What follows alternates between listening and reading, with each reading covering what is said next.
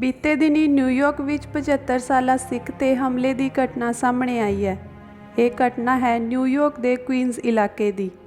जानकारी अनुसार सिख बजुर्ग का नाम निर्मल सिंह है, जो कि विजिटर वीज़ा ते इत्थे आए सन ते पिछले 2 हफ्तियां तो इत्थे रह रहे हैं। जख्मी बजुर्ग अनुसार ऐतवार नूं गुरुद्वारे नेड़े किसी ने उन्हां ते पिछों हमला कर दिता, जिस करके उन्हां नूं काफ़ी सट्टां लगियां हन। ये कोई पहली घटना नहीं है जिस विच इस तरह अचानक बिना भड़कड़ाहट दे हमला किया गया है।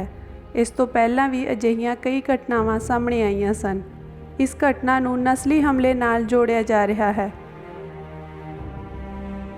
इस तो पहलां यूएस तो भी एक अजिही घटना सामने आई सी, जिथे एक सिख कैब ड्राइवर ते JFK इंटरनेशनल हवाई अड्डे ते हमला होया सी ते हमलावर वल्लों भद्दी शब्दावली की वरतों की गई सी, जिस तो नस्लवाद साफ झलकदा सी।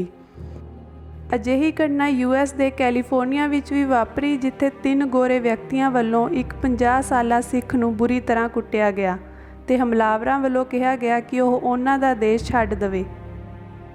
इन्ना ही नहीं, हमलावरां ने सिख दे ट्रक ते काले पेंट नाल ये भी लिखिया कि वह अपने देश परत जावे।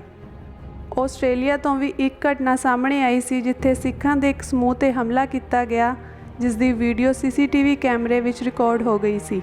FBI के मुताबिक साल 2020 विच सिखां खिलाफ नफरत नाल प्रेरित अपराध के 67 मामले सामने आए हैं, जो साल 2015 तो बाद वधे हैं।